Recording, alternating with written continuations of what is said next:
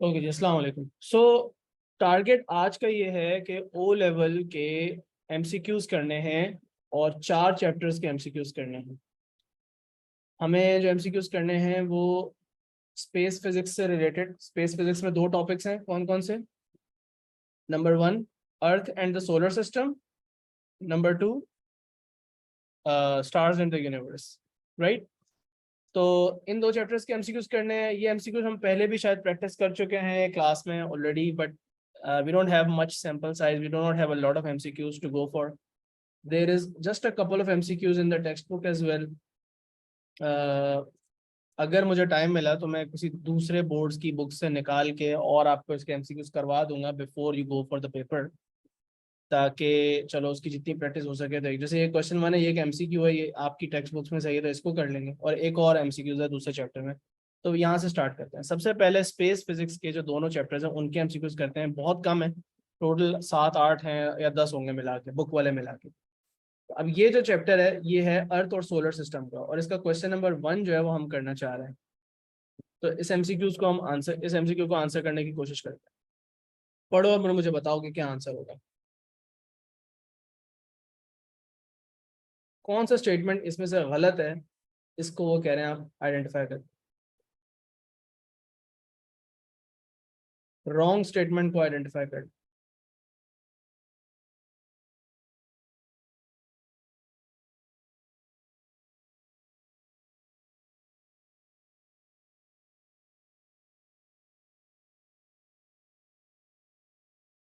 तो option D जो है वो गलत है,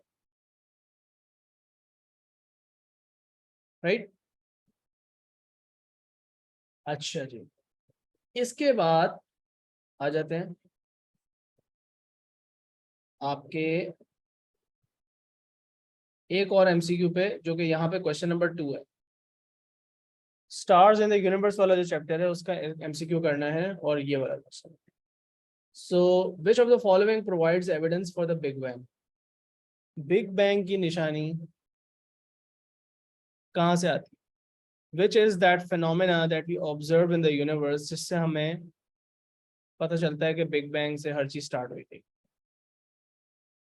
it is the fact that सारी गैलेक्सीज एक दूसरे से दूर जा रही हैं, और वो हमें कैसे पता चला था? जब हमने देखा था कि सारी लाइट जो है, सारी गैलेक्सी से, सारे स्टार से जो लाइट है वो रेड शिफ्टेड है। और रेड शिफ्ट का मतलब जो है वो हम ऑलरेडी पेपर 2 से पहले और जब हमने रिवीजन किया तो काफी उसको एक्सप्लेन कर चुके हैं। ठीक है, अच्छा। Let's do the questions given by Cambridge.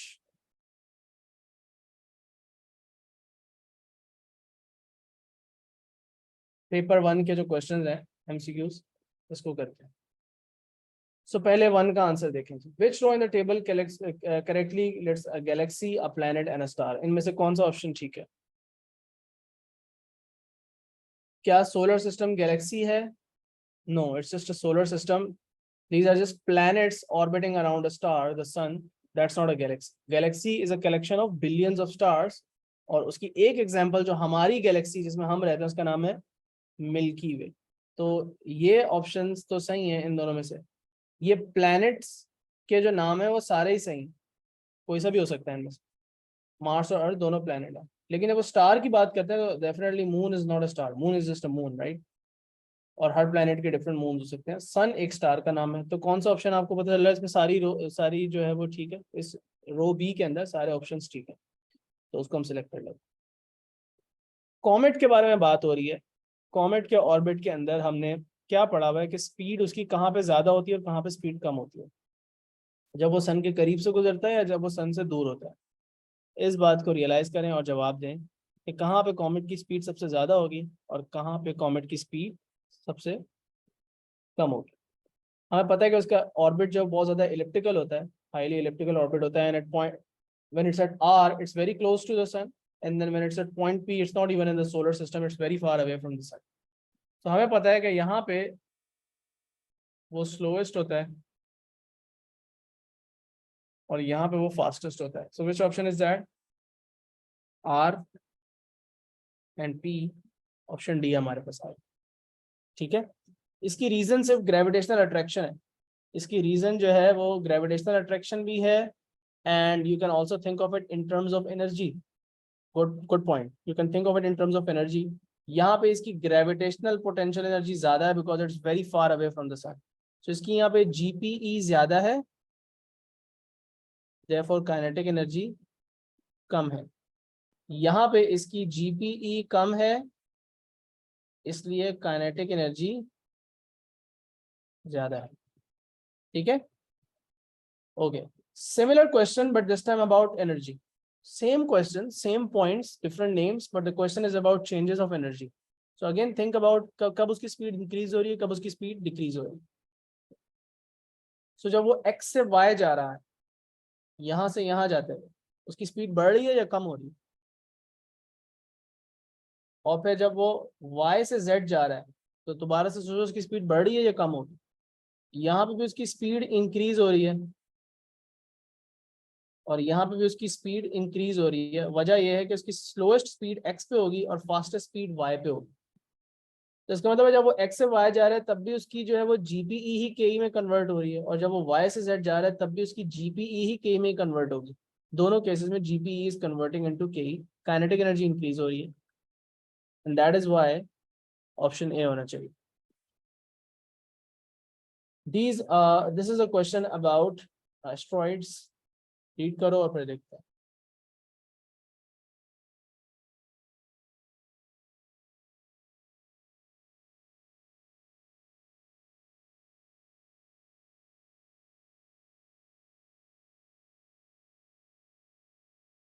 Speed को कंपेयर करना है दोनों एस्ट्रॉइड्स के. तो सेरेस की जो स्पीड है, is it more than Vesta और is it less than Vesta, और उसका पीरियड जो है वो ज्यादा होगा या कम होगा. तो बेटा वो ये कह रहे हैं कि ये आपका सन है, एक एस्टेरॉइड ये रहा सेरेस, और एक एस्टेरॉइड जो है वो ये रहा वेस्टा. ये इसका ऑर्बिट है, इसका ऑर्बिट है. जाहिर सी बात है कि सन की जो ग्रेविटेशनल फील्ड स्ट्रेंथ है at a smaller distance that would be more, और यहाँ पे जो सन की ग्रेविटेशनल फील्ड स्ट्रेंथ है ड्यू टू द सन, जो ग्रेविटी एक्ट कर रही है वी पे, वो वीकर होगी. तो स्पीड किसकी ज्यादा होगी? स्पीड सी की ज्यादा होनी चाहिए, और सी की स्पीड भी ज्यादा है, प्लस उसने डिस्टेंस भी कम कवर करना है. सर्कमफेरेंस जो है, ऑर्बिटल डिस्टेंस भी कम है, तो उसका पीरियड जो है वो कम होगा. तो सेरेस की स्पीड जो है वो ज्यादा होगी, ग्रेटर स्पीड होगी. नहीं सॉरी, उन्होंने उल्टा लिखा है, मैंने गलत देख लिया. उन्होंने कहा सेरेस पे वीकर है. Sorry, let's correct this. Ceres जो है वो वीकर है, तो इसका मतलब सेरेस जो है उसमें से वो ये वाला है, और वेस्टा जो है वो अंदर वाला है. राइट? अगर हम और से सवाल पढ़ें तो ये सेरेस है और ये वेस्टा है. तो भाई ये इसके बारे में आपसे सवाल हो रहा है, सवाल इसके बारे में हो रहा है, तो इसकी स्पीड जो है वो कम होगी, स्पीड इसकी कम होगी, और जो पीरियड है वो इसका वो ज्यादा होगा. तो which option is that going to be? Speed किसकी कम है? सेरेस की स्पीड कम है, ऑप्शन ए और बी में ही आ रहा है. और उसके बाद पीरियड जो है वो उसका जाहिर सी बात है ज्यादा होगा, बिकॉज वो दूर से आ रहा है. तो ऑप्शन बी आपका सही होगा. ठीक है, sorry for the earlier mistake. ये आपका ठीक ऑप्शन होगा. All right, should be continue? कोई सवाल हो तो बीच में पूछ लेना. Sun emits energy in the form of electromagnetic radiation. 3 components बता दें जिससे almost all of this energy is emitted. Electromagnetic radiation के फॉर्म में सन एमिट करता है एनर्जी. एक्स रेज भी होती हैं, लाइट वेव्स भी होती हैं, गामा रेज भी होती हैं, लेकिन उसमें सबसे ज्यादा जो एनर्जी है वो कौन सी 3 फॉर्म ऑफ रेडिएशन के अंदर आ रही होती है? क्या ऑप्शन है? एक तो सन से लाइट आ रही है ऑब्वियसली. दूसरी चीज, लाइट के बराबर दो जो स्पेक्ट्रम है वो है यूवी और इंफ्रारेड. तो आपका ऑप्शन सी होगा. मोस्ट ऑफ द लाइट और most of the radiation coming from the sun is in the form of these 3 components. Life cycle of a star में हेवी एलिमेंट्स कब प्रोड्यूस होते हैं? And when we are saying heavy, we are talking about heavier than iron. Red giants और red supergiants के अंदर iron तक के elements बन जाते हैं. उससे जो ज्यादा हेवियर एलिमेंट्स हैं, जो बहुत बड़े बड़े आपके जो ट्रांजिशन एलिमेंट्स जो आपके पीरियोडिक टेबल में हैं, बहुत बड़े बड़े जो मेटल्स हैं, हैवी मेटल्स जो, वो कब प्रोड्यूस होते हैं? वो इसके बाद जो प्रोसेस आता है जिसमें एक सुपर जायंट एक्सप्लोड करता है, जिसका हमने नाम पढ़ा हुआ है, इस प्रोसेस का नाम क्या होता है? सुपरनोवा। तो जब सुपर जायंट का जो सुपर जायंट का जो कोर है, जब वो कोलैप्स करता है, में इतना ज्यादा जो है वो क्रश हो जाते हैं कि वहां पे आपके पास हैवियर एलिमेंट्स प्रोड्यूस होते हैं, heavier than iron. Let's talk about 7। सो ये डिफरेंट स्टेजेस है, इनको सही आपने ऑर्डर में करना है। Cloud containing hydrogen and collapses due to gravitational attraction. Red giant is produced. White dwarf is produced. Hydrogen undergoes fusion to produce helium. सबसे पहला नंबर 1 तो मुझे ये लग रहा है, नंबर 2 तो मुझे ये लग रहा है, नंबर 3 मुझे ये लग रहा है, और नंबर 4 मुझे ये लग रहा है। तो जे, मेरा ऑर्डर बन रहा है जे एम के एल। जे एम के एल कहाँ पे? ए में लग रहा है जे एम के एल। तो जे एम के एल जो है वो आपका ऑप्शन ए है। ये वो वाला स्टार है जो कि स्मॉल है, यानी कि स्टार और medium size star, star that is similar to our sun, जो कि उसका जो पूरा प्रोटोस्टार से लेके सारा जो डिफरेंट स्टेजेस हैं वो डिस्क्राइब किए हुए। कुछ चीज़ों ने स्किप की हुई, लेकिन उनको आपने सही ऑर्डर में बताना है। तो लाइफ साइकिल आपको ऑब्वियसली आपको पता है, की वर्ड्स आपको याद होनी चाहिए सारी, तो उसी के ऊपर क्वेश्चन है। Okay, what provides evidence for the big bang? Evidence for the big bang, अभी हम बुक में जो क्वेश्चन किया वो भी इसी का रिपीट ही था। और वो क्या चीज़ थी? Red shift. अब रेड शिफ्ट का यहाँ पे नाम नहीं यूज हुआ हुआ, लेकिन रेड शिफ्ट की डेफिनेशन लिखी हुई है। रेड शिफ्ट की डेफिनेशन कौन सी है बेटा? Where is the definition of red shift?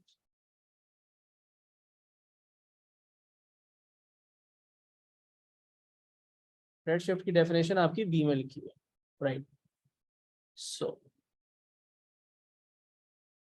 ठीक है,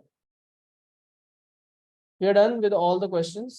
ये फाइल आपके पास अपलोड है, आप इसको दोबारा भी देख सकते हो। मैं ट्राई करूंगा कि एडेक्सेल की बुक से, एडेक्सेल में पहले से था ये टॉपिक ना, स्पेस फिजिक्स का, कुछ चीज़ें डिफरेंट है उस चैप्टर में, उसमें थोड़ी ज़्यादा डिटेल है, तो उसके अंदर से अगर अच्छे एमसीक्यूज मिलते हैं तो वो भी निकाल के आपको करवा दो, ठीक है? मिलते जुलते ही होंगे most probably, because the MCQs from these chapters are not that hard. तो हम जो है वो थोड़े से और क्वेश्चंस बाद में इसके लेके प्रैक्टिस करेंगे। तो हमने स्पेस फिजिक्स को काफ़ी हद तक अपने तौर पे प्रैक्टिस कर लिया। अब हमारे पास न्यूक्लियर एटम का चैप्टर है, और उसके बाद हमारे पास रेडियो एक्टिविटी का चैप्टर है, ठीक है? रेडियो एक्टिविटी और न्यूक्लियर एटम की जो मैंने फाइल बनाई थी वो सब टॉपिक वाइज जो है वो डिवाइड की हुई है। इसमें जो क्वेश्चंस हैं वो सारे IGCSE में कंफर्म कर दूंगा, मुझे बिल्कुल एग्जैक्ट अभी याद नहीं आ रहा, हो सकता है हो, आई विल कंफर्म।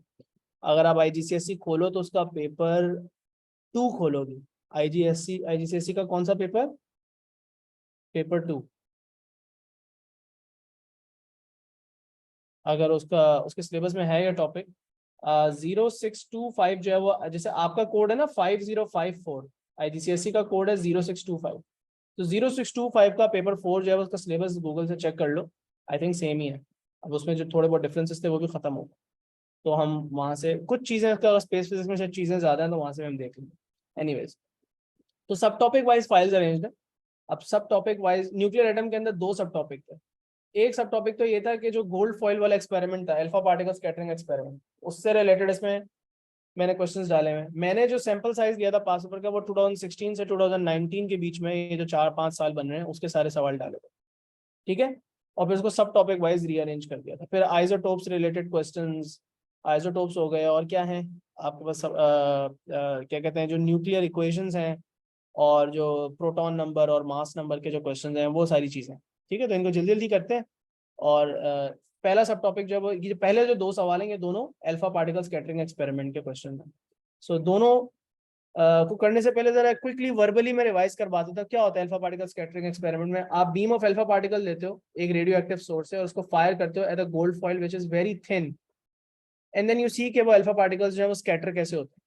तो हमने ऑब्जर्वेशन में ये देखा था कि ज्यादातर अल्फा पार्टिकल्स जो है they go straight through, and a very few particles will deflect by around 10 degrees, and then very rarely particles will go more than 180 degrees, or they will almost rebound, और ये 3 observations थी और इनके basis पे जो conclusion हमने निकाली थी वो ये निकाली थी कि देखो गोल्ड के अंदर जो एटम्स हैं, the atoms consist of a nucleus, the atom consist of a nucleus, और वो जो न्यूक्लियस है वो बहुत छोटा है, it consist majority of the mass of the atom, so most of the atom is empty space. और आखिरी बात हमने ये इसके अंदर कंक्लूड की थी कि क्योंकि पार्टिकल्स जो है वो रिपेल हो रहे होते हैं इस तरह, और ये इसलिए रिपेल हो रहे होते हैं क्योंकि ये शो कर रहा होता है कि आपके अल्फा पार्टिकल्स भी पॉजिटिवली चार्ज हैं, इसका मतलब जो न्यूक्लियस है इसके अंदर वो भी पॉजिटिवली चार्ज है, so the nucleus is charged. ये 3 ऑब्जर्वेशंस की 3 कंक्लूजन जो है वो हम निकालते हैं। अब कंक्लूजन और अच्छा, इसके अंदर प्रोटॉन्स और न्यूट्रॉन्स की डिस्कवरी बिल्कुल नहीं हुई थी, सिर्फ न्यूक्लियस की डिस्कवरी हुई थी, इलेक्ट्रॉन्स की भी डिस्कवरी नहीं हुई थी। ठीक है, इलेक्ट्रॉन्स के बारे में पहले से पता था, प्रोटॉन न्यूट्रॉन्स के बारे में बिल्कुल नहीं पता था, न्यूक्लियस के बारे में भी नहीं पता था। न्यूक्लियस की डिस्कवरी इस एक्सपेरिमेंट में हुई थी। आप दोनों क्वेश्चंस को आंसर करो और फिर आगे चलो। अच्छा बेटा, क्वेश्चन नंबर जब आप मुझे बताओगे तो आप ये वाला क्वेश्चन नंबर पढ़ोगे। ठीक है, ये जो क्वेश्चन लिखा हुआ है ये वो पेपर का क्वेश्चन नंबर है जिसमें ये आया था सवाल। ठीक है, चलो शाबाश करते हैं। What is the final direction of the largest number of alpha particles? So most of the alpha particles obviously go in this direction. They go straight through. Why? Because, and इससे conclusion क्या निकलती है? Most of the atom is empty space and there is a nucleus in it, but it is very, very, very small and contains majority of its mass. Question number 2 में क्या लिखा हुआ? The results of alpha particle scattering experiment gave evidence for which of the following? क्या conclusion निकली थी alpha particle scattering experiment से? क्या fusion के बारे में कोई बात निकली थी? क्या रेडियो एक्टिव डिके के बारे में? क्या आइसोटोप्स के बारे में? नहीं, न्यूक्लियर एटम। एंड इसमें भी इसका जो वर्ड न्यूक्लियर है वो इंपॉर्टेंट है कि atom is nuclear in nature, मतलब it has a very small nucleus at its centre, and that's what the main discovery was. ठीक है, तो न्यूक्लियस की डिस्कवरी हुई थी, ये बात समझनी है। न्यूट्रॉन्स प्रोटॉन्स वगैरह की डिस्कवरी नहीं हुई थी। अब हम बात कर लेते हैं सारे ये जो प्रोटॉन नंबर और मास नंबर और नंबर ऑफ न्यूट्रॉन्स और आइसोटोप्स और इसके बारे में सारे सवाल जवाब। ठीक है, चलो जल्दी जल्दी से करें। तो भाई विच स्टेटमेंट, ये है आपका सिंबल और इसके बारे में कह रहे हैं कि कौन सी स्टेटमेंट सही है, करेक्ट स्टेटमेंट आपने बतानी है। तो क्या इसमें 7 न्यूट्रॉन्स और 8 प्रोटॉन्स हैं? गलत। इसमें प्रोटॉन्स कितने हैं? 8 हैं, ये 7 प्रोटॉन्स हैं, ये आपको पता चल रहा है। और इसमें न्यूट्रॉन्स कितने हैं बेटा? 15 - 7 = 8 है। तो 7 और 8 कहाँ लिखा हुआ है? 7 प्रोटॉन्स, 7 प्रोटॉन्स, 8 न्यूट्रॉन्स, 15 न्यूट्रॉन्स, ये बात गलत लिखी हुई है। ऑप्शन सी आपका आपको नजर आ रहा है कि ठीक है। ठीक है, क्वेश्चन नंबर 2 करते हैं आप, शाबाश। मतलब जल्दी जल्दी चलेंगे, बहुत आसान चैप्टर है और सिर्फ 4 पेजेस की फाइल है, बहुत ज्यादा इस क्वेश्चन के इसके आते भी नहीं है क्वेश्चन, जो होते हैं बड़े आसान होते हैं। सो रिप्रेजेंट 3 आपको न्यूक्लियस दिखाए में, इनमें से आइसोटोप्स कौन कौन से हैं? क्या तीनों आइसोटोप्स हैं एक दूसरे के? क्या सिर्फ 2 आइसोटोप्स हैं? और अगर 2 आइसोटोप हैं तो कौन से? ब्लैक वाले प्रोटॉन्स हैं, व्हाइट वाले न्यूट्रॉन्स हैं। आइसोटोप की निशानी क्या होती है? सेम नंबर ऑफ प्रोटॉन्स होने चाहिए। सेम नंबर ऑफ प्रोटॉन्स किसमें? इसमें 2 हैं और इसमें भी 2 हैं, तो ये और ये एक दूसरे का आइसोटोप आ गए। इसमें 3 है तो ये नहीं। ठीक है बेटा, बात समझ में आ गई?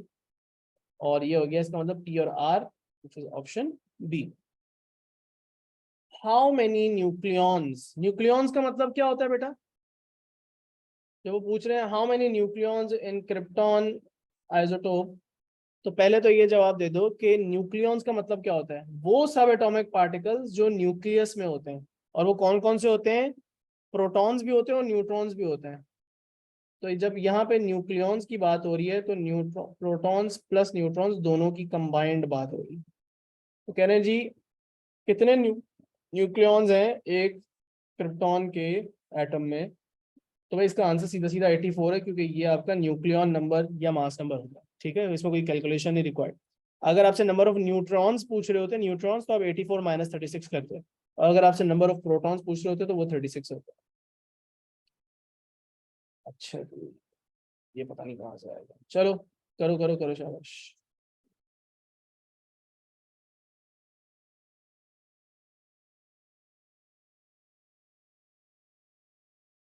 Right, let's keep going.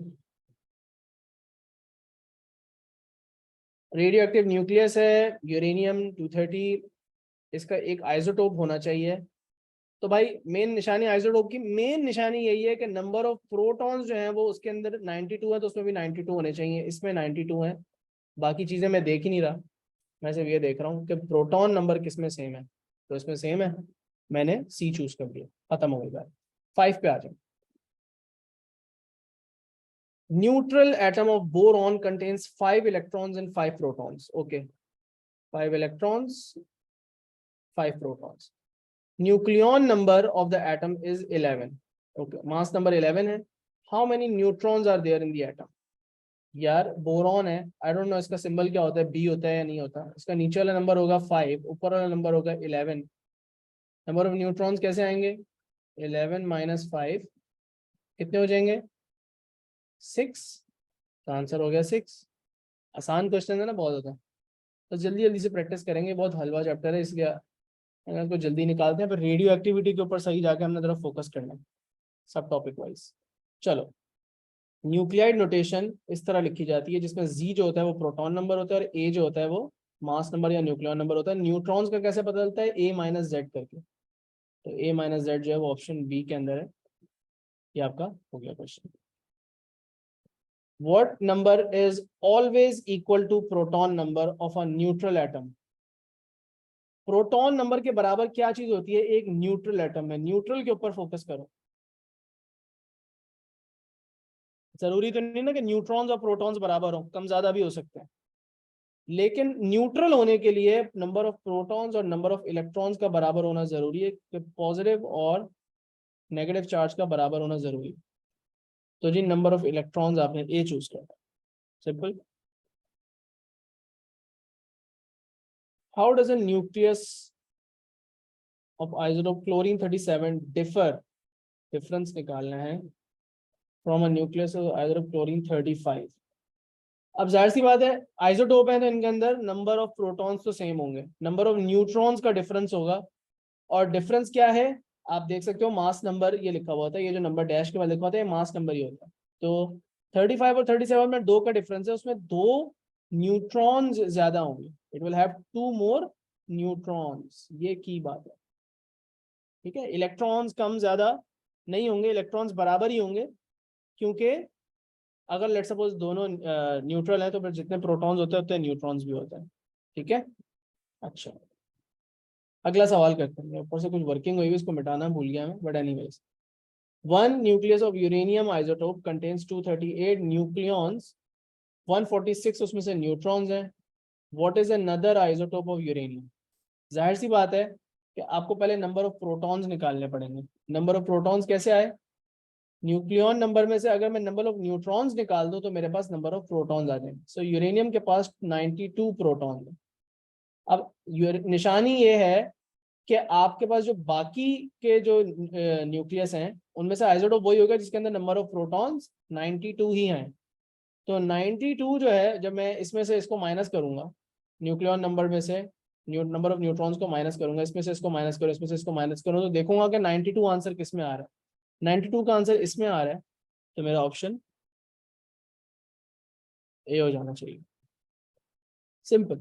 Number of protons बराबर होने चाहिए ना, तो इसमें भी 92 प्रोटॉन्स हैं, उसमें भी 92 प्रोटॉन्स हैं, नंबर ऑफ प्रोटॉन सेम होंगे तो आइसोटोप हो जाएगा। अगर नंबर ऑफ प्रोटॉन सेम नहीं है तो इसका मतलब वो कोई एलिमेंट ही दूसरा है, वो आइसोटोप हो ही नहीं सकता। Which statement about two different isotopes of same element is correct? अब आइसोटोप्स के बारे में ही सवाल है सारे। सेम नंबर ऑफ प्रोटॉन्स होना जरूरी है, same number of neutron, same number of nucleon, same number of electrons होना जरूरी नहीं है। मेन चीज यही है कि सेम नंबर ऑफ प्रोटॉन्स होना जरूरी है। आसान क्वेश्चन है बहुत ज्यादा। रेडियो एक्टिविटी पे जाएंगे बस फौरन से, आखिरी सवाल है इस चैप्टर का। इससे मैंने 16 से लेकर 20 के बीच में क्वेश्चंस डाले हैं। 2016 से लेकर 2020 तक आप टॉपिकल प्रैक्टिस कर लोगे मेरे साथ, तो इसका मतलब 21 22 के ईयरली पेपर्स कर लोगे, 6 पेपर आपके हो जाएंगे। 3 वेरिएंट, नहीं 2 वेरिएंट, 4 और 4 और 4 4 8 पेपर बनते हैं आपके 2021 और 2022 के मिला के। सही है, तो 8 पेपर आप ईयरली 2021 और 2022 के कर लोगे, 2020 के भी कर लेना फॉर प्रैक्टिस, हो सकता है कुछ फाइल्स में 20 के क्वेश्चन ना डले में, बट जनरली मैंने जो भी टॉपिकल की फाइल प्रिपेयर की है उसके अंदर 16 से 20 के बीच में क्वेश्चन है। तो उसके अलावा जो बचते हैं फिर उससे पुराने और उससे नए वाले जो क्वेश्चन है वो आप ईयरली में प्रैक्टिस कर लो। ये अपनी स्ट्रेटेजी बनाओगे तो you will cover majority of the questions and hopefully फिर आपको। चलो अब बाकी के वेरिएंट्स कर लेना आप बेटा, ठीक है। फिर अगर आपने एक एक वेरिएंट अभी तक किया तो आप बाकी के वेरिएंट कर लेना। चलो let's do the last question and then we will. So एक एटम है जिसका न्यूक्लियॉन नंबर 9 है, वो कह रहे हैं कि उसका एटॉमिक स्ट्रक्चर क्या होगा। भाई अब पॉसिबिलिटीज है, ट्रायल एंड एरर से ही पता चलेगा। अगर उसमें नंबर ऑफ प्रोटॉन्स जो हैं, नंबर ऑफ न्यूट्रॉन्स 4 हैं और नंबर ऑफ, ये भी इसमें दो बातें इंपॉर्टेंट है, इसमें न्यूट्रल होना भी इंपॉर्टेंट है, ये भी जरूरी है। तो नंबर ऑफ प्रोटॉन्स और नंबर ऑफ इलेक्ट्रॉन्स क्या इसमें बराबर है, इसमें नहीं बराबर, तो ये न्यूट्रल ही नहीं है, इसलिए इसको मैंने निकाल दिया। इसमें बराबर है, इसमें बराबर नहीं है, इसलिए मैंने इसको निकाल दिया। तो ऑप्शन ए और ऑप्शन सी तो हो ही नहीं सकता। अच्छा इसमें बराबर, इसमें भी नहीं है, तो एक ही ऑप्शन बचता है, ऑप्शन बी ही बचता है इसकी बेसिस पे। तो मैंने न्यूट्रल की बेसिस पे ही पहले ही कर लिया, लेकिन अब हम इसको कंप्लीट भी कर लेते हैं। अगर नंबर ऑफ प्रोटॉन्स हो 5 और नंबर ऑफ न्यूट्रॉन्स हो 4, तो हमारे पास चेक कर लो कि 9 माइनस 5 होके 4 भी चेकआउट हो रहा है। 9 minus 5 is equal to 4। Neutrons भी हमारे पास बी से मैच हो रहे हैं। तो 5 प्रोटॉन है और 4 न्यूट्रॉन्स है और बाहर 5 ही इलेक्ट्रॉन है, तो हमें बी आ गया। ये हो गए सारे क्वेश्चन न्यूक्लियर एटम के। अब हमने जितने भी प्रैक्टिस किए पिछले 5 सालों में, पिछले 5 साल में नहीं, 16 से लेकर 20 तक के जो क्वेश्चन है वो हमने प्रैक्टिस किए। Same thing we are going to do with radioactivity as well. Radioactivity के अंदर जो सब टॉपिक्स हैं जो मैंने डाले हुए हैं वो हैं detection of radio activity, characteristics of 3 types of radiation, so alpha beta gamma radiation की प्रॉपर्टीज, न्यूक्लियर रिएक्शंस जिसमें फ्यूजन और फिजन है, और उसके बाद आपकी जो अल्फा बीटा गामा डिके की जो इक्वेशन है वो भी। फिर हाफ लाइफ के क्वेश्चंस हैं जो सबसे ज्यादा आप उसमें स्ट्रगल करते हो, ज़्यादातर बच्चों को प्रॉब्लम हो रहा होता है, उसकी प्रैक्टिस। और फिर है यूजेस ऑफ रेडियो एक्टिविटी, और उसमें सेफ्टी कंसिडरेशंस और हाफ लाइफ की कंसिडरेशन भी उसके अंदर आ जाती है। तो इस तरह हमने ब्रेक डाउन किया चैप्टर को। अब डिटेक्शन और कैरेक्टरिस्टिक्स जो है, जो सबसे चैप्टर का बिगिनिंग वाला पार्ट था, उसको करते हैं। तो क्वेश्चन 1 देखो भाई, क्वेश्चन 1 में वो आपसे कह रहे हैं बेटा which type of radiation consist of electrons. अब ये क्वेश्चन बहुत जल्दी जल्दी होंगे, सारी सी बात है बीटा, ठीक है। बिल्कुल टाइम वेस्ट नहीं करेंगे, ये वो चीजें हैं जो आपको बस अब तो याद होनी चाहिए, आपकी फिंगर टिप्स पे होनी चाहिए, आपको टाइम लगने नहीं चाहिए। क्वेश्चन 2 में लिखा हुआ है state the 3 types of radiation, which states the 3 type of radiations emitted by radioactive isotopes in order of their ionizing, in order of their ionizing from highest to lowest। ionizing power सबसे ज्यादा किसकी होती है, alpha beta gamma के अंदर सबसे ज्यादा highest ionising power alpha की होती है, followed by beta, followed by gamma. So it's a pretty straight forward answer.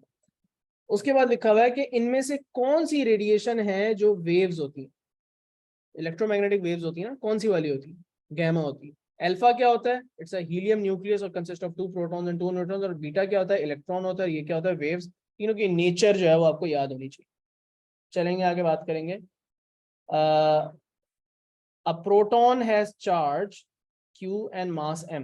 बोले एक प्रोटॉन पे जो चार्ज है उसको आप कंसिडर करें Q, और जो उसका मास है उसको कंसिडर करें M।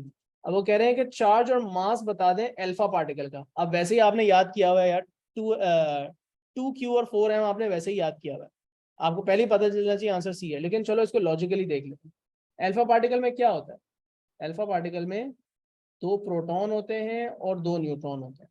अब 2 प्रोटॉन है तो इसकी वजह से उसका चार्ज कितना हो जाएगा, 2Q का चार्ज हो जाएगा क्योंकि प्रोटॉन पे चार्ज है। लेकिन जो उसका मास है वो क्या हो जाएगा, प्रोटॉन 2 है तो उसकी वजह से मास जो है वो 2M होगा। प्रोटॉन है उसकी वजह से मास 2M होगा, लेकिन न्यूट्रॉन का भी मास प्रोटॉन के बराबर ही होता है ऑलमोस्ट। तो फर्दर 2M का मास और होगा, मतलब टोटल मास 4M होगा। सो 2Q और 4M, राइट। तो इसलिए आपका आंसर क्या बना, अल्फा पार्टिकल का जो चार्ज है वो 2Q हो गया पॉजिटिव, और मास जो है 4M हो गया, ठीक है। वैसे जो मैंने आप एएस में जाके पढ़ोगे कि इसको 2E कहते हैं, इसको एक्चुअली 2E कहते हैं, और इसको 4U कहते हैं, but that's just something for later. आ जाओ 5 करें। Which types of radiation emitted by radioactive nuclei।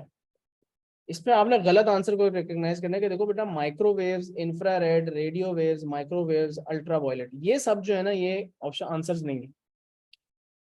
ये सब जो आंसर्स नहीं है, अल्फा बीटा और गैमा होते हैं, तो उसमें से बीटा और गैमा यहाँ लिखा हुआ है आंसर सही हो गया। ठीक है, रेडिएशन जो होती है, इलेक्ट्रोमैग्नेटिक रेडिएशन को भी रेडिएशन ही कहते हैं। और उसमें से मजे की बात है कि अल्ट्रावायलेट जो है वो भी आयनाइजिंग, और एक्सरे भी आयनाइजिंग रेडिएशन ही होती है, राइट। बट ये रेडियो एक्टिव न्यूक्लियस से नहीं निकलती, रेडियो एक्टिव न्यूक्लियस से अल्फा बीटा और गैमा निकलती है। चलो शाबाश।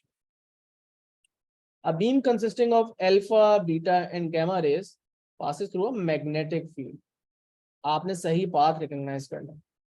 सबसे पहले तो आपको गैमा का पता होना चाहिए, सबसे आसान, कि गैमा जो है ना वो स्ट्रेट जाता है। तो यहाँ पे सही ऑप्शन दिया हुआ और यहाँ पे सही दिया हुआ है, जिसकी बेसिस पे ए और डी तो वैसे ही गलत होगा, क्योंकि गैमा के ऊपर ना कोई चार्ज होता है। तो जब उस पर कोई चार्ज नहीं होता तो वो मैग्नेटिक फील्ड से स्ट्रेट थ्रू जाता है।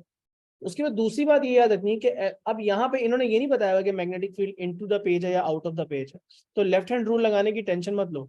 लेकिन ये बात याद रखो कि अल्फा पार्टिकल जो होता है वो थोड़ा सा उसका कर्व बहुत कम होता है, और बीटा की डिफ्लेक्शन ज्यादा होती है। इसकी रीजन होती है अल्फा बहुत मैसिव होता है, उसका मास बहुत ज्यादा होता है, तो उसकी डिफ्लेक्शन कम होती है। तो इसकी बेसिस पे आप ये देख सकते हो कि यहाँ पे उन्होंने ये गलती की हुई है और ये सही बनाया हुआ है, तो ऑप्शन आपका बी होगा। अब ये इसमें से ये ऊपर जाएगा या नीचे जाएगा, और ये वाला नीचे जाएगा या ऊपर जाएगा, ये आप कैसे डिसाइड करते हैं? अगर आपको पता होता है कि फील्ड इनटू द पेज है या आउट ऑफ द पेज है। अब इसमें से एक क्वेश्चन ये आ सकता है, थोड़ा सा हायर ऑर्डर का क्वेश्चन ये आ सकता है कि अच्छा ये बता दिया आपको, तो कैन यू टेल अस कि magnetic field into the page है या out of the page? Left hand rule से आप ये पता लगा सकते हो कि magnetic field into the page है या out of the page. So alpha particle जो है वो पॉजिटिव है और उस पर फोर्स लग रही है ऊपर की तरफ, तो अगर अपना थंब ऊपर की तरफ करो और लेफ्ट जो मिडिल फिंगर है टुवर्ड्स द इस तरफ लेके जाओ और थंब ऊपर की तरफ करो, जो आपकी फोर्स पता चल रही है, तो आपकी इंडेक्स फिंगर से आपको पता चलता है कि magnetic field into the page जा रही है। ठीक है, तो ये क्वेश्चन आ सकता है कि magnetic field into the page है, आउट ऑफ द पेज है। ये उस इलेक्ट्रोमैग्नेटिज्म के चैप्टर में भी सवाल आ सकता है, और यहाँ पर भी सवाल आ सकता है।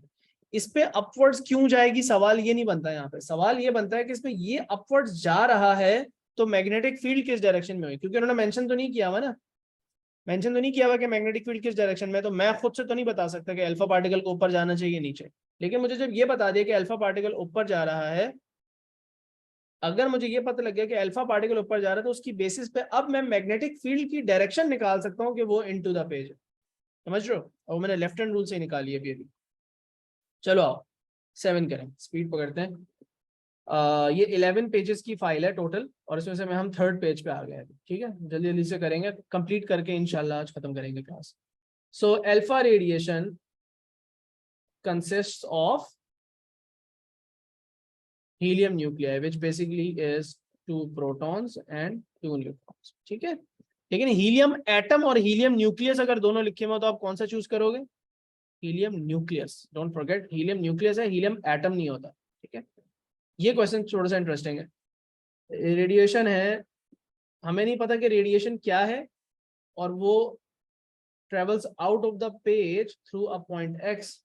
The poles of the magnets are placed on either side of the beam. Radiation is now detected both at X and at Z. तो पहले रेडिएशन सिर्फ और सिर्फ यहाँ पे डिटेक्ट हो रही थी जब मैग्नेट्स नहीं थे। सवाल को समझ लो बेटा, पहले मैग्नेट्स नहीं थे तो रेडिएशन सिर्फ एक्स पे डिटेक्ट हो रही थी। अब मैग्नेट आए तो रेडिएशन एक्स पे भी डिटेक्ट हो रही है और जेड पे भी डिटेक्ट हो रही है। इसका मतलब इसमें एक तो वो फॉर्म ऑफ रेडिएशन है जो कि मैग्नेट्स के बगैर और मैग्नेट्स के साथ भी सीधी जा रही है। वो कौन सी रेडिएशन होगी जो मैग्नेट्स के होने के बावजूद भी सीधी जाएगी? वो होगी गैमा, गैमा होगी। तो गैमा वाला ऑप्शन यहाँ दिया हुआ, यहाँ दिया हुआ, यहाँ दिया हुआ। इसकी बेसिस पे ए को एलिमिनेट कर दी, अपने ऑप्शंस थोड़े से नैरो डाउन कर दिए। अब उसके बाद based on the magnets that are given to me, I can now use the left hand rule. मेरी मैग्नेटिक फील्ड इस डायरेक्शन में, तो मेरी इंडेक्स फिंगर जो है वो इस डायरेक्शन में जाएगी। ये मेरी मैग्नेटिक फील्ड है, इंडेक्स फिंगर इस डायरेक्शन में जाएगी। अज्यूम कर लेते हैं पॉजिटिव, पहले देखते हैं कि लेट सपोज अगर अल्फा पार्टिकल होता, अगर होता अल्फा पार्टिकल तो किस डायरेक्शन में जाता? तो आउट ऑफ द पेज आ रहे हैं अल्फा पार्टिकल्स, तो इंडेक्स फिंगर तो राइट साइड पे मैग्नेटिक फील्ड की वजह से, मिडिल फिंगर मेरी अपनी तरफ है out of the page. Middle finger out of the page है तो थंब ऊपर जा रहा है, मतलब वो कहना चाह रहे हैं कि अगर अल्फा पार्टिकल होते हैं, क्योंकि अल्फा लेफ्ट हैंड रूल जो है वो पॉजिटिव पार्टिकल्स पे अप्लाई होता है, alpha particles are positive, beta are negative, left hand rule आप इस पे अप्लाई करते हो, and whatever is the opposite of the left hand rule is the answer for beta. So दोबारा से एक्सप्लेन कर रहा हूं आराम आराम से. देखो बेटा, मैं ये कह रहा हूं, आप लेफ्ट हैंड रूल हमेशा किस पे लगाते हैं? सिर्फ और सिर्फ अल्फा पे. लेफ्ट हैंड रूल सिर्फ और सिर्फ अल्फा पे लगाते हैं. लेफ्ट हैंड रूल है क्या? आपने अपने तीनों थंब को, इंडेक्स फिंगर को और मिडिल फिंगर को परपेंडिकुलरली रखना होता है. Index finger is the magnetic field which goes from north to south, you know this much. Particle अंदर से बाहर आ रहा है, उन्होंने बचाया हुआ है, it is travelling out of the page. Assume कर लेते हैं कि अल्फा है, चेक करने के लिए अज्यूम कर लेते हैं कि अल्फा पार्टिकल है. तो पॉजिटिव पार्टिकल है तो बाहर आ रहा है, तो मैंने अपनी जो मिडिल फिंगर है वो आउट ऑफ द पेज रख ली, मतलब कि पेज से बाहर आ रहा है. अब मेरी इंडेक्स फिंगर जो है वो टुवर्ड्स राइट जा रही है और मिडिल फिंगर पेज से बाहर आ रही है, तो उसकी बेसिस पे मैं देख रहा हूँ मेरा थंब जो है वो अपवर्ड्स पॉइंट कर रहा है या नहीं कर रहा. मतलब वो कहना ये चाह रहा है कि अल्फा पार्टिकल अगर होते तो उन पे अपवर्ड फोर्स लगती, लेकिन जाहिर सी बात है ऊपर तो कोई पार्टिकल डिटेक्ट ही नहीं हो रहे, पार्टिकल तो नीचे डिटेक्ट हो रहे हैं. इसका मतलब ये जो भी पार्टिकल है ये पॉजिटिव नहीं है बल्कि नेगेटिव पार्टिकल है. अब नेगेटिव पार्टिकल कौन सा होता है? बीटा होता है. तो इसका मतलब बीटा और गैमा वाला जो आंसर है वो यहाँ पे सिलेक्ट करेंगे. ठीक है.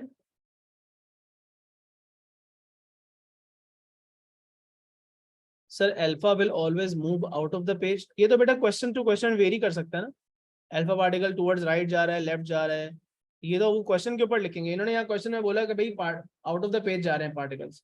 इस वाले पार्टिकल में, इस वाले क्वेश्चन के अंदर जो है वो पार्टिकल्स इस डायरेक्शन में जा रहे थे, टुवर्ड्स राइट जा रहे थे, और मैग्नेटिक फील्ड इनटू या आउट ऑफ द पेज थी. तो डिफरेंट सिनेरियोज बन सकते हैं. देखो आप 3 डायमेंशनल वर्ल्ड में रहते हो.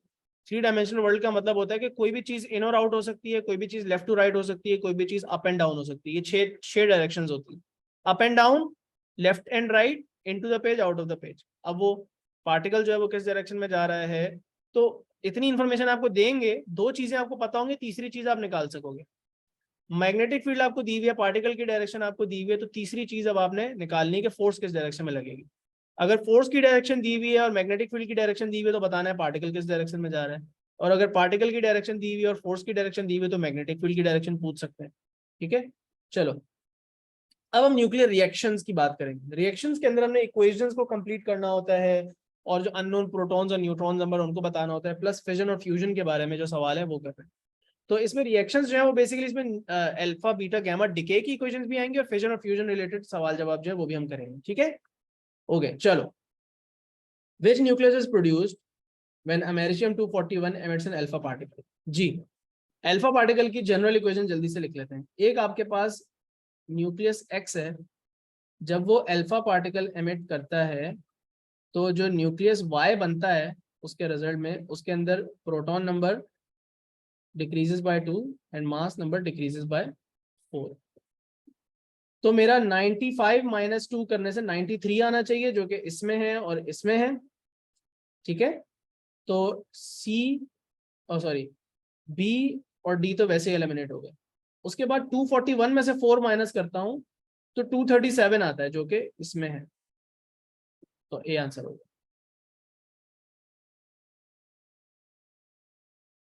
-2 और -4 करना है, -2 और -4 करना है.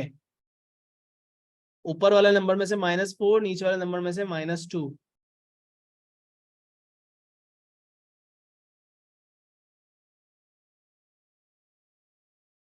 चलें आगे, क्वेश्चन नंबर 2 पे आए. विच रो फिजन और फ्यूजन को करेक्टली डिस्क्राइब कर रही है, या उनका जो यूज है वो सही बता रही है? फिजन कहाँ पे होती है, या फिजन जो होती है उसमें स्मॉलर न्यूक्लियस बनता है या लार्जर न्यूक्लियस बनता है? जो न्यूक्लियस बनता है वो ज्यादा बड़ा होना चाहिए. दो, सॉरी सॉरी सॉरी सॉरी, क्या हो गया, एक बड़ा न्यूक्लियस दो में स्प्लिट होता है. स्प्लिट होता है तो जो न्यूक्लियर प्रोड्यूस होता है न्यूक्लियस वो स्मॉल होता है. तो ऑप्शन ए और बी तो वैसे ही गलत हो गया. अब उसके बाद फ्यूजन जो है वो स्टार में होती है या पावर स्टेशन में होती है? पावर स्टेशन में हम फिजन यूज करते हैं अभी, फ्यूजन जो है वो हम पावर स्टेशन अभी उसके नहीं बनाए. तो जो energy source of a star है वो फ्यूजन है. आपका ऑप्शन सी सही हो गया. What happens to proton number जब अल्फा पार्टिकल एमिट होता है। तो अभी हमने ऊपर देखा कि प्रोटॉन नंबर को क्या होता है, प्रोटॉन नंबर डिक्रीजेस बाय 2। कहाँ लिखा हुआ है डिक्रीजेस बाय 2? यहाँ लिखा हुआ है, ऑप्शन बी होगा। That's it. आसान क्वेश्चन में बहुत टाइम नहीं लगाएंगे, जल्दी जल्दी करेंगे।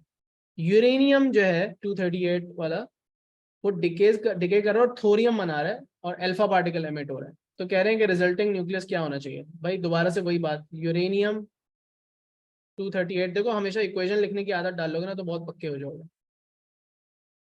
तो थोरियम का यहाँ पे नंबर क्या होना चाहिए, 92 में से 2 माइनस करो, 90 आएगा। या इक्वेशन को बैलेंस कर लो, सोचो यार यहाँ पे क्या नंबर आएगा। भाई यहाँ पे क्या नंबर आएगा जो इसको और इसको प्लस करके इसके बराबर है, 90 आएगा ना। तो इक्वेशन बैलेंस भी कर सकते हो आप, क्योंकि अल्फा का तो आपको पता है कि यहाँ 2 और यहाँ 4 होता है, तो उसकी बेसिस पे आप इक्वेशन बैलेंस करके भी निकाल सकते हो। ठीक है, सो क्या हो गया, 92 हो गया। ऊपर 4 माइनस होता है क्योंकि ऊपर वहां पे अल्फा के पास 4 है, तो 234। 92 और 234 वाला ऑप्शन कौन सा है, ए है। ए सिलेक्ट हो गया। ठीक है, इजी है। चलें, उसके बाद ओ सॉरी 90 करना है, यहाँ पे 90 लिखना था। अच्छा मैंने यहाँ गलत लिख दिया, यहाँ 90 लिखना है। ऑप्शन तो सही चूज किया, लेकिन यहाँ पे 90 लिखना था। Thank you. तो भाई ये आंसर है आपका। अच्छा, क्वेश्चन 5 को देख लें। फॉस्फोरस बीटा पार्टिकल एमिट कर रहा है और उससे न्यू न्यूक्लियस बन रहा है। What is the nucleon number and what is the proton number of the new nucleus. Again आप इक्वेशन बनाओ, इक्वेशन बनाओ, उससे सारी चीजें खुद ही क्लियर हो जाएंगी। अब जब बीटा पार्टिकल एमिट होता है तो बीटा पार्टिकल का जो यहाँ पे नंबर होता है नीचे वाला वो -1 होता है और ऊपर वाला नंबर होता है 0। अब उसकी बेसिस पे आप जो नया पार्टिकल बना रहे हो, let's just call it x, इसका जो न्यू न्यूक्लियस है इसका प्रोटॉन नंबर और न्यूट्रॉन नंबर में क्या फर्क आता है। याद रखो कि ये हमेशा इंक्रीजेस बाय 1 होता है बीटा माइनस डिके के अंदर। बीटा डिके के अंदर हमेशा प्रोटॉन नंबर इंक्रीजेस बाय 1 होता है और न्यूक्लियन नंबर सेम रहता है। तो न्यूक्लियन नंबर जो है 32 ही रहेगा और प्रोटॉन नंबर 16 हो जाएगा। ऑप्शन डी सिलेक्ट हो जाएगा। प्लीज याद रख लेना, जनरल इक्वेशन याद हो जाएगी तो आप हर क्वेश्चन ऐसे फौरन फौरन करते जाओगे, बहुत ईजी हो जाएगा आपके लिए। अब ये जो रिएक्शन आपको दिखा रहे हैं, कह रहे हैं एक न्यूक्लियर रिएक्शन हम आपको दिखा रहे हैं। शेडेड पार्टिकल्स जो है वो अनचार्ज हैं। कौन से पार्टिकल्स अनचार्ज होते हैं, क्या क्या टिप दे रहे हैं आपको। शेडेड पार्टिकल्स जो है वो अनचार्ज हैं। ये कौन से पार्टिकल, भाई ये न्यूट्रॉन की बात हो रही है। और ये जो प्लस वाला पार्टिकल है ये क्या है, ये प्रोटॉन है। तो ये प्रोटॉन है और ये न्यूट्रॉन है। अब वो आपको पता चल रहा है कि ये एक प्रोटॉन और न्यूट्रॉन वाला कौन सा न्यूक्लियस होता है, ये हाइड्रोजन 2 का न्यूक्लियस है। ये भी हाइड्रोजन का ही दूसरा आइसोटोप है, ये हाइड्रोजन 3 1 है। ये हाइड्रोजन एक छोटा, एक हाइड्रोजन का आइसोटोप और दूसरा हाइड्रोजन का, 2 हाइड्रोजन मिलके एक न्यूक्लियस बना रहे हैं। फिर वो ऐसे मिलके फिर फाइनली उसके अंदर प्रोडक्ट जो बनता है वो एक न्यूट्रॉन प्लस ये क्या है, ये हीलियम, हीलियम बन रहा है 2 4। मतलब इवेंचुअली क्या हो रहा है कि 2 न्यूक्लियस मिलके एक बड़ा न्यूक्लियस बना रहे हैं। इवेंचुअली तो यही हो रहा है ना, साथ में चलो एक बाय प्रोडक्ट भी बन रहा है, लेकिन 2 न्यूक्लियस मिलके जब एक बड़ा न्यूक्लियस बनाएंगे तो ये कौन सा रिएक्शन होगा। ये तो एग्जाम्पल वैसे भी आपने नोट्स पे से याद की हुई है। ये आपका फ्यूजन रिएक्शन होगा। फ्यूजन कहाँ है, अच्छा वो आपसे ये नहीं पूछ रहे कि रिएक्शन किस टाइप का, सवाल गौर से नहीं पढ़ा। वो आपसे ये पूछ रहे हैं कि भाई ये प्रोडक्ट्स कहाँ जो बन रहे हैं वो क्या है, प्रोडक्ट्स क्या है। तो ये आपका हीलियम है, ये आपने रिकॉग्नाइज कर लिया, ये हीलियम 2 4 है और ये आपका न्यूट्रॉन है। राइट, सो न्यूट्रॉन को आप ऐसे ऐसे लिखते हैं बाय द वे। सही है। So what is the answer, helium और प्रोटॉन कहाँ लिखा हुआ है, ये लिखा हुआ है। ठीक है, 1 मिनट होल्ड करो, अगला सवाल देखो फिर हम आगे चलते हैं।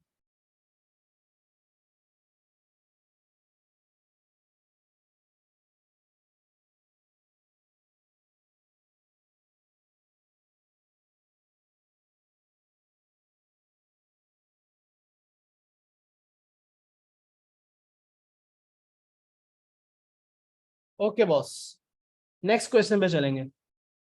Statement about reactor in a nuclear power plant, correct statement. अच्छा इसको हमेशा गौर से पढ़ लेना, कभी कभार वो इनकरेक्ट स्टेटमेंट भी मांग लेते हैं जिसमें 3 स्टेटमेंट सही होते हैं और आपने गलत वाला आइडेंटिफाई करना होता है। इस तरह के जो स्टेटमेंट वाले क्वेश्चन हो ना, उसके अंदर जो बाकी स्टेटमेंट्स है उनमें गलतियां निकालने की भी प्रैक्टिस करो। एग्जाम में अप्रोच ये होनी चाहिए, yes you will see a correct statement, but हो सकता है उसमें कोई छोटी मोटी बात जो है गलत लिखी हुई हो। तो इस सवाल को हमेशा ऐसे अप्रोच करो कि आप गलत, सही स्टेटमेंट अगर आपको मिल गई तो ठीक है आप उसको टिक लगाओ, लेकिन अभी उसको फाइनली शेड ना करो क्या करो कि आप जो है वो बाकी स्टेटमेंट में गलतियां निकालो, उससे आपके कॉन्सेप्ट भी अच्छा क्लियर होगा। एक प्रैक्टिस तो ये एग्जाम पॉइंट ऑफ व्यू से भी है कि आप मेक श्योर कर रहे हो कि भाई हर स्टेटमेंट में आपको गलत बात पता चल रही है। So find out everything wrong about all the wrong statements and then we will obviously by process of elimination find out कि सही statement कौन सा है। So यहाँ पे ये गलती है, पहले स्टेटमेंट में गलती नजर आ रही है आपको, प्रोटॉन्स नहीं हिट करते यूरेनियम को, क्या हिट करता है? न्यूट्रॉन्स हिट करते हैं और फिर एक फिजन रिएक्शन स्टार्ट होता है। तो आप देखो ना, आप अपनी रिवीजन भी कर रहे हो, आप गलती निकाल रहे हो और सही आंसर बता रहे हो, इससे अच्छी कोई प्रैक्टिस है ही नहीं। It's very good for your concepts. Process taking place is called fusion. Definitely wrong. It's called fission. The reactor produces energy to boil water to produce steam. Seems correct. Seems to be nothing wrong with it. बात सही कर रहा है। Carbon dioxide is a major waste. क्या carbon dioxide produce होती है fission reaction में? Obviously not. हाँ, लेकिन इसमें जो मेजर वेस्ट होता है वो आपका रेडियो एक्टिव आइसोटोप्स होते हैं जो इसके अंदर एज अ वेस्ट प्रोड्यूस होता है, लेकिन इसमें कार्बन डाइऑक्साइड डेफिनेटली प्रोड्यूस नहीं होती। सो ये भी गलत, ये भी गलत, ये भी गलत। ऑप्शन सी आपका बिल्कुल ठीक था। ठीक है, चलो शाबाश। Isotope of lead is radioactive. After 3 days, 2 beta particles and 1 alpha particle have been emitted. Another radioactive isotope of lead is formed. तो वो ये कहना चाह रहे हैं कि शुरू में भी lead ही है, बाद में भी lead ही बनेगा इवेंचुअली। कह रहे हैं कि ये जो फाइनल है इसका मास नंबर क्या होगा?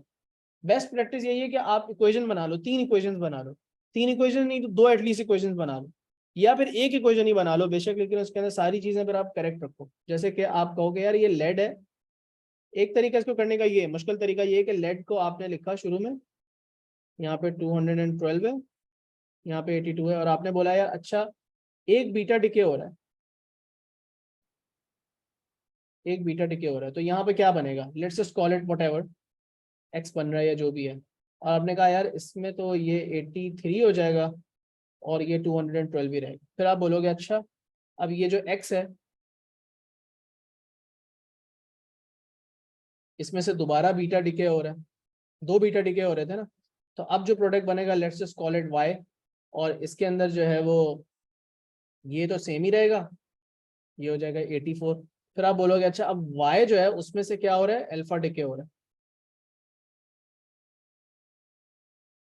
और उसके बाद बोलोगे अच्छा y के बाद जो z बन रहा है उसमें ये होना चाहिए 82, और इसमें ये 212 माइनस 4 208 बनना चाहिए। सो पूछा हुआ यही था, न्यूक्लियन नंबर आपसे पूछा हुआ था, राइट? अब बना ये एंड में लेड ही, क्योंकि लेड कैसे बना? क्योंकि लेड का जो प्रोटॉन नंबर 82 है और जो फाइनल प्रोडक्ट है इसका भी प्रोटॉन नंबर 82 है, इसका मतलब ये लेड का ही आइसोटोप है। बट आंसर हमसे पूछा हुआ था कि ये क्या है, तो हमने इसका जवाब दे दिया 208। इसका मेरा ख्याल है कि इसकी कंबाइंड इक्वेशन भी बनाई जा सकती है, अगर हम देखें तो इसकी कंबाइंड इक्वेशन भी बन सकती है। Let's take a look. इसकी अगर मैं कंबाइंड इक्वेशन बनाने की कोशिश करूँ तो बन जाएगी, सारी इक्वेशंस को ऐड कर दो तो आई गेस लेड 212 82, और यहाँ पे आप लिख दो 2 बीटा प्लस 1 अल्फा। अब यहाँ पे क्या बनेगा? लेड का ही आइसोटोप बनेगा। आपने ये वाला और ये वाला नंबर फिगर आउट करना है ना, आप इक्वेशन को बैलेंस करो, आप टेंशन ही ना लो सारी चीजों की। ये क्या है? -1 मल्टीप्लाइड बाय 2, केमिस्ट्री में भी ऐसे ही करते हो ना, -1 मल्टीप्लाइड बाय 2। तो ये लिखा हुआ है नंबर एसेंशियली यहाँ पे हमारे पास ये -2 है क्योंकि ये 2 से मल्टीप्लाई होगा, और यहाँ पे लिखा हुआ है 2, तो -2 और +2 तो 0 ही होता है, ये दोनों मिला के -2 +2 तो 0 हो जाएंगे, ये -2 और ये +2 ये तो 0 हो गया। तो इसका मतलब इधर एसेंशियली अगर 0 है तो 82 इधर है, तो इधर भी 82 ही होना चाहिए। उसकी बेसिस पे मैं कहता हूँ यार ये भी 82 है वो भी 82 है, तो यहाँ पे तो 82 ही आएगा। देख लो हमारा फाइनल आंसर में इधर भी 82 ही आया था। अब उसकी दूसरी बेसिस पे अब मैं कहूंगा यार ये वाला नंबर क्या होगा जो मेरा आंसर होगा? ये तो 0 है, तो 2 मल्टीप्लाई बाय 0 तो 0 ही रहेगा। ये 4 है, ये अगर 4 है तो 212 में से 4 निकाल दो तो यहाँ पे 208 आता है। तो कंबाइंड इक्वेशन बनाने से भी आंसर आ गया। चलो खैर, चलते रहे अब अच्छे सवाल हाफ लाइफ के जिसमें तुम लोगों को मसला होता है मोस्टली, इनको करते हैं। ठीक है, तो अब देखो हाफ लाइफ का हर सवाल जो मैंने आपको फॉर्मूलाज बताए आपके नोट्स वगैरह में लिखे हुए हैं उससे भी कर सकते हो। और दूसरा तरीका हाफ लाइफ के सवाल करने का ये भी है कि आप उसको कॉमन सेंस के थ्रू हाफ लाइफ की जो आपने वो पढ़ी हुई है, डेफिनेशन पढ़ी हुई है, उसको अप्लाई करते हुए कर सको। ठीक है, तो हम हर सवाल को दोनों अप्रोचेस से करके देखेंगे ताकि आप लोगों का कॉन्सेप्ट क्लियर हो जाए। ठीक है, 1 मिनट दो फिर स्टार्ट करो। पहले आप पहले दोनों क्वेश्चन देखो फिर मैं करवाता हूँ। चलो बिस्मिल्लाह, let's start the first one. So a sample of radioactive produces a count rate of 1000 counts per minute. So initial count rate या initial activity 1000 है। अब आपको पता है ऐसे ऐसे कम होती है। हाफ लाइफ जो है वो उसकी 1 डे है। तो कह रहे हैं कि 2 days ago what was the count rate, मतलब कि आपको फाइनल काउंट रेट बताया हुआ है। ये कौन सा है, ये फाइनल है, ये अभी का कह रहे हैं 2 दिन पहले कितना था। तो जाहिर सी बात है 10,000 से कम नहीं होगा, 10,000 से ज्यादा ही होगा। तो ये जो कम वाले ऑप्शन हैं ये तो बिल्कुल बेकार है, इनका कोई फायदा नहीं है, गलत है। हाँ, अब इनमें से आपको चूज करना है, इनमें से आपको चूज करना है। काउंट रेट 2 दिन पहले ज्यादा ही होगा ना, क्योंकि काउंट रेट एक्टिविटी ऐसे ऐसे कम होती है। अब आप ये सोचो ट्रायल एंड एरर के थ्रू कि अगर 20,000 होती हाफ लाइफ तो एक दिन गुजरने के बाद क्या होता, एक दिन गुजरने के बाद क्या होता, काउंट रेट आधा हो जाता और काउंट रेट 10,000 आ जाता। लेकिन हमसे तो उन्होंने पूछा था कि 2 दिन पहले काउंट रेट क्या होगा। ये तो तब होता आंसर अगर एक दिन की बात होती। लेकिन अब आप 40,000 के साथ अगर ट्राई करो तो आपको नजर आ रहा है कि एक दिन पहले, एक दिन बाद जो है ये 40,000 डिक्रीज होकर 20,000 हो जाएगा, और एक और दिन जब गुजरेगा तो फिर ये 10,000 हो जाएगा, जो कि मैच कर रहा है। तो अभी का काउंट रेट ये है और 2 दिन पहले ये था। समझ में आ रही बात? तो कोई फॉर्मूला नहीं लगाया मैंने, कोई रॉकेट साइंस नहीं की, कोई फॉर्मूला नहीं लगाया, कोई कॉम्प्लिकेटेड कैलकुलेशन नहीं इन्वॉल्व, सिर्फ बेसिक कॉमन सेंस और सवाल को गौर से पढ़ने की बात है और कुछ नहीं। आपने समझना ये कि हर हाफ लाइफ एक कांस्टेंट वैल्यू है, हर सैंपल की अलग होती है, किसी की कुछ घंटे होती है, किसी की कुछ मिनट होती है, इसकी जैसे 1 डे थी। तो हर एक हाफ लाइफ गुजरने के बाद जो काउंट रेट होता है या जो नंबर ऑफ अनडिकेड न्यूक्लियाई होते हैं, जो रेडियो एक्टिव न्यूक्लियाई होते हैं, रेडियो एक्टिव न्यूक्लियाई आधे होते रहते हैं सैंपल के अंदर। ये बात जरूरी है। Okay, which statement about half life is correct? Half life changes, अब गलतियां निकालो।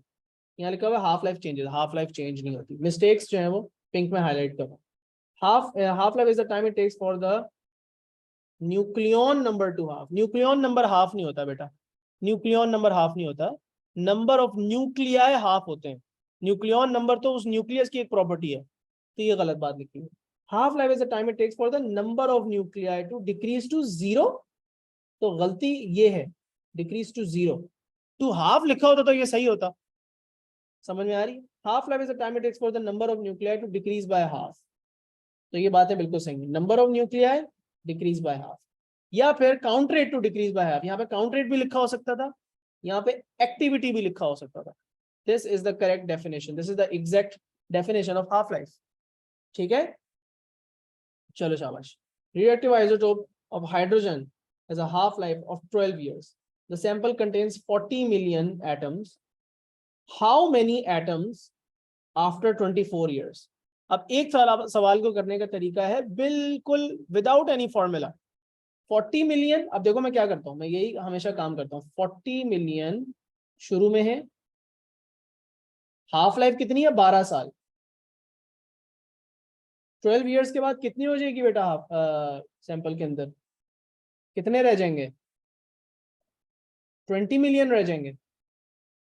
12 साल और गुजरेंगे, एक और हाफ लाइफ गुजरेगी, तो ये कितने रह जाएंगे? 20 से 10 रह जाएंगे। तो 24, 12 और 12, 24 साल बाद एंड में जो नंबर ऑफ न्यूक्लियाई है वो 10 रह जाएंगे। एक तो करने का ये तरीका है। ठीक है, ये अनकॉम्प्लिकेटेड वे है where you just don't use any calculations and you just बस कॉमन सेंस के थ्रू आप कर लेते हो। दूसरा तरीका ये था, एक तरीका। दूसरा तरीका ये है कि आप फॉर्मूला यूज कर लो। पहले निकालो number of half life. Number of half life का आपको फॉर्मूला बताया हुआ, total time divided by whatever the value of half life is. Total time कितना उन्होंने दिया है? 24 इयर्स। आपकी हाफ लाइफ कितनी है? 12 इयर्स। तो नंबर ऑफ हाफ लाइफ कितना आ रहा है? एन की वैल्यू 2 आ रही है। 2 हाफ लाइफ गुजरी, 24 साल में 2 हाफ लाइफ आती हैं, which is an, number of half life. अब उसके बाद आपको एक फॉर्मूला बताया हुआ है कि भाई final number of nuclei upon, मैंने जब आपके नोट्स में फॉर्मूला लिखा था तो इस तरह लिखा था, final is equal to initial multiply by 1/2 की पावर n। लेकिन अब मैं इसको ऐसे करके लिख देता हूँ, इस n को उठा के इधर ले आता, ठीक है। आसान, इसको फर्दर और आसान बनाना चाहते हो, इस इक्वेशन को एक और आसान फॉर्म में याद कर लो, इसका रेसिप्रोकल लिख दो ना इस इक्वेशन का, यार इसी इक्वेशन का रेसिप्रोकल लिख दो, इसको ऐसे लिख लो, initial upon final is equal to simply 2 की पावर n।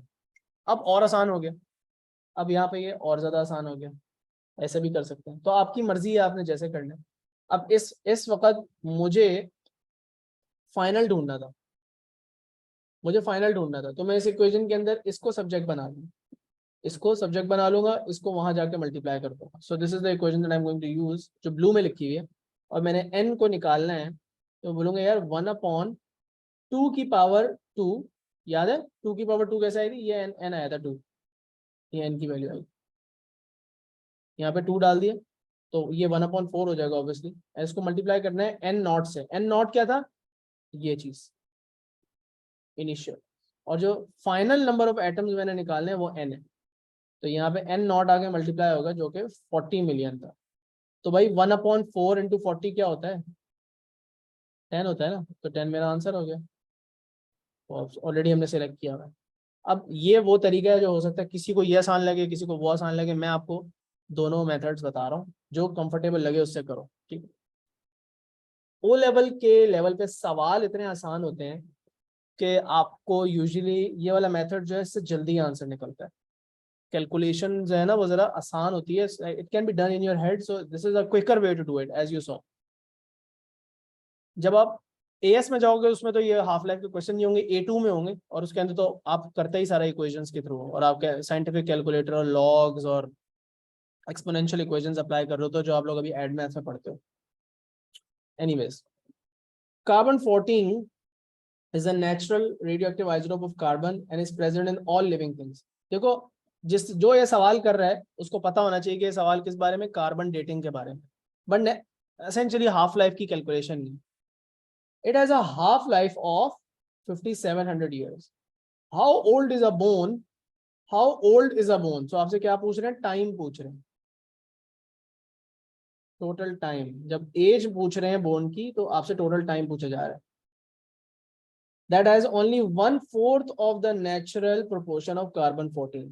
तो कार्बन 14 जो लिविंग थिंग में थी, डेड वाली बोन के अंदर उसका 1/4 बचा है, तो कौन सा ऑप्शन ठीक है, कौन सा ऑप्शन ठीक है। अब इसके लिए भी जो इक्वेशन है ये वही है, उससे मिलती जुलती इक्वेशन है, इसमें नंबर ऑफ न्यूक्लियाई यूज हो रही है, फ्रैक्शन वाली इक्वेशन। आपको इसकी भी मैंने इक्वेशन बताई हुई है, fraction of remaining nuclei is simply 1/2 की पावर n।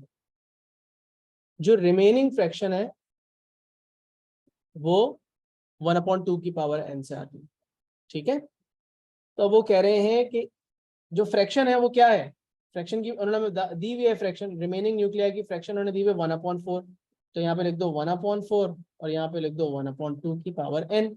तो n क्या बनता है, n 2 आना चाहिए, क्योंकि 2 की पावर 2 ही 4 होता है ना, तो n is 2, 2 half lives have passed। now I wrote this equation over here, n is equals to total time upon half life। अब इसको रीअरेंज करके लिख लो, टोटल टाइम को सब्जेक्ट बना लो, इन दोनों को मल्टीप्लाई कर दो, n इंटू हाफ लाइफ कर दो। सो टोटल टाइम जो आपने निकालना है वो क्या है, total time is n into half life, n2 आया, हाफ लाइफ 5700 ईयर्स है, आंसर हो गया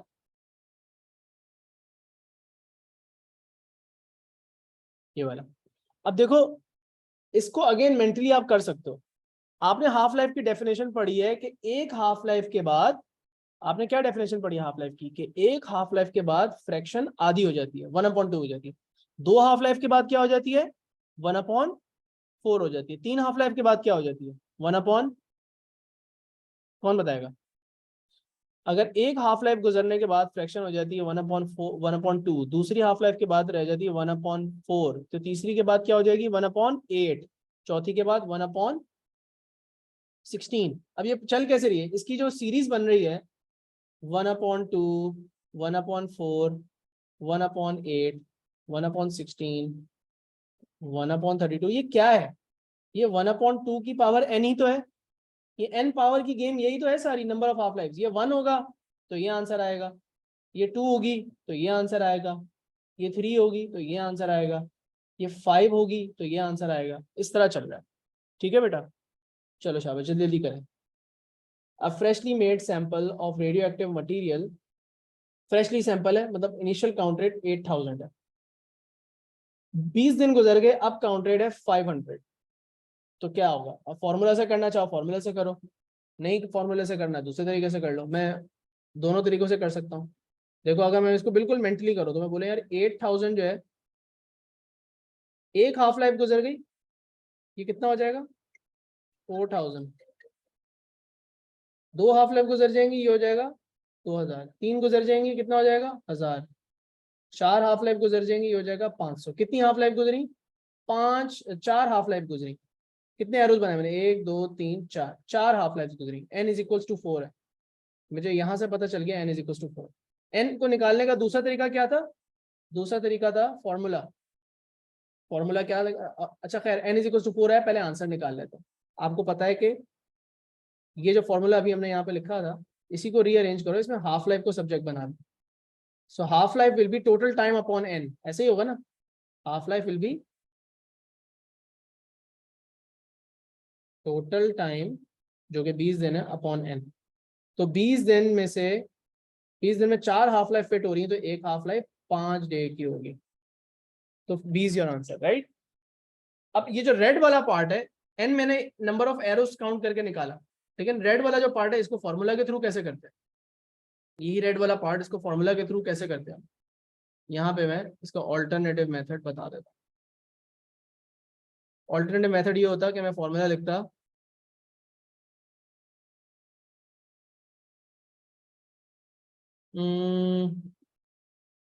final upon initial is equal to 1/2 to the power n। अब आप ऐसे भी लिख सकते हो कि इनिशियल अपॉन फाइनल, तो फिर वो राइट साइड पर 2 की पावर n आ जाएगी, 1/2 के पावर। खैर, तो यहाँ पे क्या था भाई? फाइनल जो था वो था 500, यहाँ पे था 2000, ये आ रहा है 1/2 की पावर n। 500/2000 क्या होता है? 500/2000 क्या होता है? 1/16 होता है। तो यहाँ से n की वैल्यू 4 आ रही है। क्या ये बात समझ में आ रही है? सबको समझ में आया कैसे होगा? ये वाली वर्किंग सबको समझ में आई? चलो आगे। तो n की वैल्यू निकालने का दूसरा तरीका ये भी था, एंड में आपने यही करना है, जाहिर सी बात है, total time upon number of half lives, और उससे 5 आ रहा है आंसर। ठीक है, आर वी क्लियर? क्वेश्चन के अंदर टोटल टाइम और हाफ लाइफ को डिफरेंशिएट करना सीखो। ये ना हो आप 20 दिन लिखें और आप 20 दिन को हाफ लाइफ समझ के बैठ दो। 20 दिन is the actual time that has passed. चलो 6 7 करें, कितने रह गए क्वेश्चंस? 3 क्वेश्चंस रह गए हाफ लाइफ के। चलो जल्दी जल्दी करते हैं, थोड़ा सा आपकी प्रैक्टिस के लिए छोड़ दूं, यूजेस वाले क्वेश्चंस कर लें।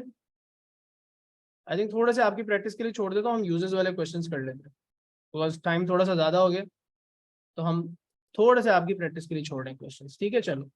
अब ये uses of radioactive isotopes and some safety precautions, तो ये वाला जो यूज है ये तो वैसे ही सबको याद हो जाना चाहिए, हर बुक में लिखा हुआ है, हर जगह नोट्स में। एल्यूमिनियम फॉइल है और उसकी थिकनेस चेक की जा रही है, ठीक है।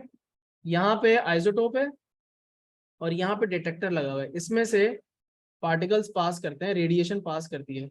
काउंट रेट अगर बढ़ जाएगा एकदम से तो उसका मतलब है aluminium foil is too thin, too much radiation is passing through.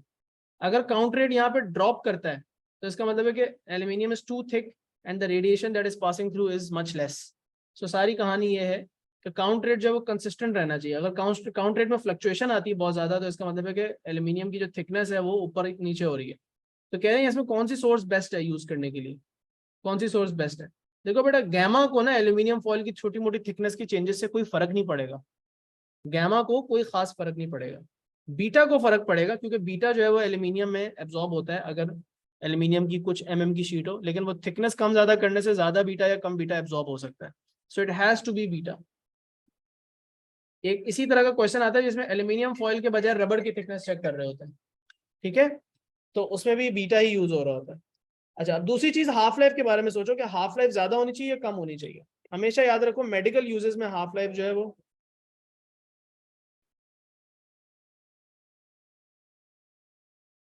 एक मिनट रुको बेटा, ओके, हाफ लाइफ जो है मेडिकल में हाफ लाइफ कुछ आवर्स की होती है हमेशा, ठीक है, और जो फैक्ट्री यूजेस होते हैं उसमें हाफ लाइफ लंबी होनी होती है, क्योंकि ये अब आपकी इसकी जो हाफ लाइफ है, अगर इसकी कम हाफ लाइफ होगी तो कुछ घंटे बाद ये सैंपल बेकार हो जाएगा, फिर आप दूसरा लगा के लगा रहे होगे। तो फैक्ट्री यूजेस में, इंडस्ट्रियल यूजेस में, क्योंकि कंसिस्टेंटली ये यूज होती रहेगी, right, you have to use it every day, हर रोज आप आ रहे हो, 24 घंटे आपकी फैक्ट्री चल रही है, एल्यूमिनियम फॉइल की थिकनेस चेक हो रही है, तो ये बार बार रेडियो एक्टिव आइसोटोप कहाँ से लाएंगे। अगर इसकी हाफ लाइफ ज्यादा होगी तो ये लंबा चलेगा, तो हम लॉन्ग हाफ लाइफ वाला चूज करते हैं, ठीक है, छोटी हाफ लाइफ यहाँ पे यूजफुल नहीं है। इसी तरह जो फायर अलार्म होता है, स्मोक अलार्म, उसमें भी long half life. Medical uses जिसमें radioactive isotope as a tracer use हो रहा होता है, उसमें कुछ आवर्स की हाफ लाइफ अप्रोप्रिएट होती है, ये बात याद रखना। चलो शाबाश। Radioactivity is used in several activities that take place in hospitals. Which activity never uses radioactivity? हाँ भाई, अब हॉस्पिटल के अलावा और बात हो रही है, cooking meals, diagnosing illness, sterilising equipment, I think ये वाला ऑप्शन ठीक है, ठीक है। गैमा रेडिएशंस और एक्सरे रेडिएशंस, लेकिन गैमा रेडिएशन बिल्कुल एक्सरे रेडिएशन की तरह यहाँ पे डायग्नोसिंग इलनेस और ट्रीटिंग इलनेस दोनों के लिए यूज होता है, ठीक है। जिस तरह एक्सरे इमेज ली जाती है उस तरह गैमा इमेज भी ली जाती है, और जिस तरह जो जिन लोगों को कैंसर होता है उनकी ट्रीटमेंट में भी क्या कहते हैं, गैमा को यूज किया जाता है। Sterilizing the equipment just like X rays and UV rays, gamma rays can also kill bacteria, so उसको स्टेरिलाइज करने में भी यूज करते हैं। तो जो नहीं यूज होता वो कुकिंग मील्स है, उसमें तो माइक्रोवेव वगैरह यूज होता है। चलो शाबाश, आई थिंक एक या दो क्वेश्चन ही रहेगा। अब वो कह रहे हैं कि radioactive substances can be use as tracers in medical examinations, right. A tracer is injected into a patient. A detector 20 centimeter above the patient shows where the substance is in the body. What is the best substance to use in this? इसके बारे में हम पढ़ चुके हैं। Tracer के अंदर ज्यादातर आप गैमा एमिटर ही यूज कर रहे होते हो, अल्फा और बीटा इसलिए नहीं यूज होता है क्योंकि आपकी बॉडी में ही एब्जॉर्ब हो जाएंगे। ट्रेसर आपकी बॉडी के अंदर है, look this is where you are, this is you. आपकी बॉडी के अंदर जो ट्रेसर है उसने आपकी बॉडी से बाहर आना है। अगर वो आपकी बॉडी में ट्रेसर ने नहीं बाहर आना, ट्रेसर आपकी बॉडी के अंदर एब्जॉर्ब हुआ है, आपने इसको खा लिया, आपके कहीं पे जाके एब्जॉर्ब हो गया ये, अब इससे रेडिएशंस बाहर निकलेंगी। ये जो रेडिएशन आपकी बॉडी से बाहर आएंगी, ये बाहर कैसे आएंगी, अगर वो आपकी बॉडी के टिश्यूज को वो कर सकती हैं, पेनिट्रेट कर सकती हैं। अगर वो पेनिट्रेट ही नहीं कर सकेंगी, बीटा स्किन तक पहुंचते पहुंचते ही सारी एब्जॉर्ब हो जाएगी। अल्फा तो डेफिनेटली एब्जॉर्ब हो जाएगी ना, लेकिन बीटा भी स्किन तक पहुंचते पहुंचते ही सारी अंदर से बाहर तक सारे बॉडी के मसल्स में, फैट में एब्जॉर्ब हो जाएगी। तो और तो फिर यहाँ पे जो डिटेक्टर लगे हुए हैं वो कैसे डिटेक्ट करेंगे इस रेडिएशन को, तो हमेशा जो आपका एमिटर है वो आप गैमा एमिटर यूज करते हो। सेकंड बात ये होती है कि हाफ लाइफ जो होती है, मैंने कहा था फ्यू आवर्स की होनी चाहिए, तो which option is correct, option C is correct, ठीक है। चलो जी, खत्म हो गया, हमने अच्छी खासी प्रैक्टिस कर ली आज। अगली क्लास आई थिंक हम मैग्नेटिज्म, इलेक्ट्रोमैग्नेटिज्म रिलेटेड और इलेक्ट्रोमैग्नेटिक इंडक्शन रिलेटेड जितने भी ये वाले एमसीक्यूज हैं वो कर लेंगे। मैग्नेटिज्म, इलेक्ट्रोमैग्नेटिज्म और इलेक्ट्रोमैग्नेटिक इंडक्शन, मोटर, ट्रांसफॉर्मर और जनरेटर्स और सर्किट ब्रेकर और रिले और मैग्नेट्स के जो जनरल सवाल हैं, ये सब चीजें करेंगे, ठीक है इंशाल्लाह। चलो अल्लाह हाफिज़।